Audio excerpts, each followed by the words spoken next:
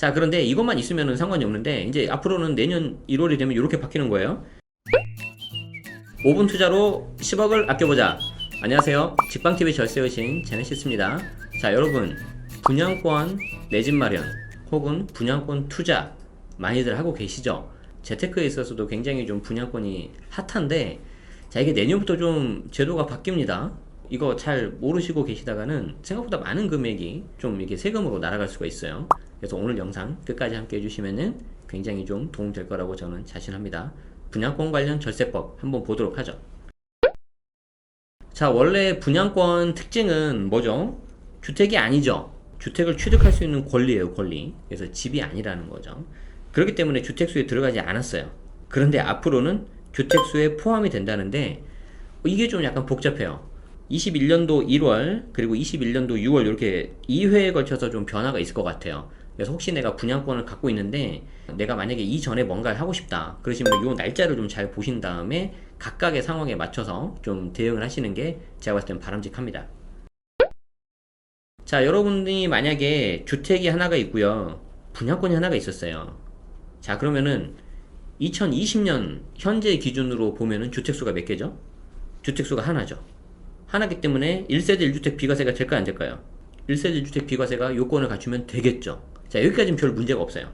자, 그런데 이게 21년 1월이 되면은 1주택하고 1분양권이 되기 때문에 요게 이제 주택수에 들어가서 2주택이 돼서 비과세가 안 되는 거죠. 처음에 나왔을 때는 비과세는 되고 분양권이 주택수에 들어가는 거는 조정대상 지역에 있는 주택 중과대상 주택수를 판단할 때 이렇게 들어간다고 처음에 나왔었거든요. 그런데 이번에 나온 세법 개정안을 보니까 이렇게 나온 거죠. 조정대상 지역 다주택자 양도세 중과세율 인상 및 주택수 계산할 때 분양권도 포함이 된다. 자, 그래서 주택수 산정 방법에 주택과 조합원 입주권 포함이 되는데, 조합원 입주권 같은 경우에는 입주권은 주택수에 무조건 다 포함이 돼요. 그래서 2주택이기 때문에 비과세가 적용이 되지 않는데 동일하게 이렇게 간다는 거죠. 그래서 1주택 1분양권 보유 시에도 1주택 비과세를 적용하지 않겠다. 다만 1주택 1분양권 중 예외적인 경우에서는 비과세를 허용할 수 있도록 시행령에 규정하겠다. 그래서 우리는 그런 걸 좀 잘 보셔야 되겠죠. 구체적인 거는 좀 더 기다려 봐야 되지만 현재 예상되는 예외사항은 아마 이런 게 될 것으로 보입니다. 자, 만약에 내가 1주택 1분양권을 가지고 있다, 이런 분들 많이 계시죠. 자, 그러면 현재 분양권은 주택이 아닌데 이 분양권이 이제 나중에 주택으로 전환, 즉 등기를 잔금을 하고 이제 등기를 하면 이제 주택이 되지 않습니까? 그럼 이때 1주택 이걸 A라고 그럴까요? 그리고 이 분양권 요걸 B라고 하면은 이 A와 B 둘 간의 관계를 봐서 예를 들어서 일시적 2주택 비과세 요건을 갖춘다. 그러면 이때 A를 팔면은 이 A는 비과세가 가능하겠죠. 물론 이제 더 약간 추가가 될 수도 있겠지만 그런 경우는 이제 시행령에 규정이 된다고 하니까 나중에 이 부분도 더 자세하게 살펴보도록 하죠. 자, 그런데 이것만 있으면 상관이 없는데 이제 앞으로는 내년 1월이 되면 이렇게 바뀌는 거예요. 자, 2주택 1분양권이 있어요. 어차피 이 사람은 비과세가 안 되죠. 일시적 2주택 비과세가 안 된다고 하면은. 그런데 이때 2주택 중에서 조정대상 지역에 있는 주택을 팔면 분양권이 주택수에 들어가지 않기 때문에 2주택 중과하면 됐어요. 자, 그런데 이게 내년 1월부터는 어떻게 된다?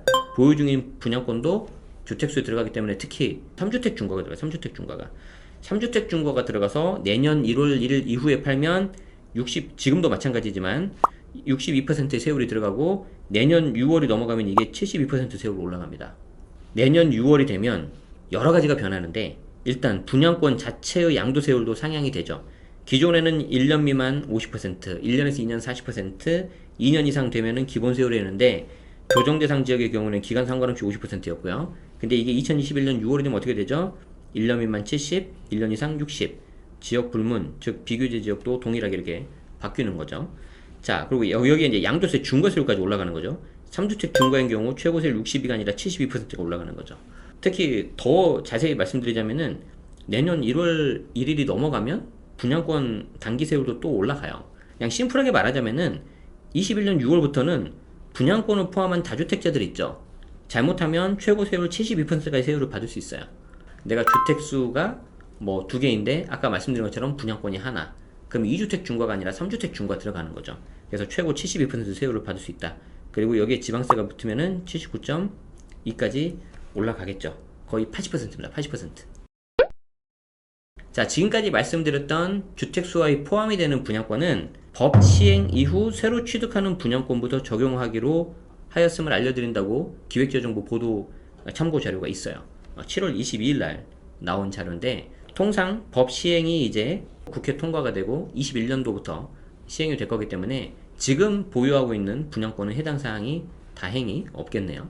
기존에 갖고 있던 분양권 그리고 앞으로 취득하는 분양권 이렇게 좀 두 개 구분을 하셔서 구분하신 상태에서 어떤 세부담이 되는지 그리고 정말 이것 때문에 비과세를 놓칠 수가 있거든요.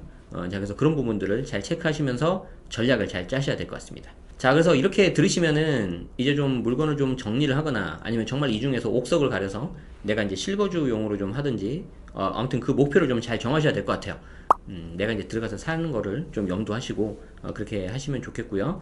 나머지 그 외에 추가로 갖고 있는 것들은 어떤 주택임대 사업자라든가 그런 용도가 아니라면은 좀 적당히 정리하는 것도 현 시점에서는 필요해 보입니다.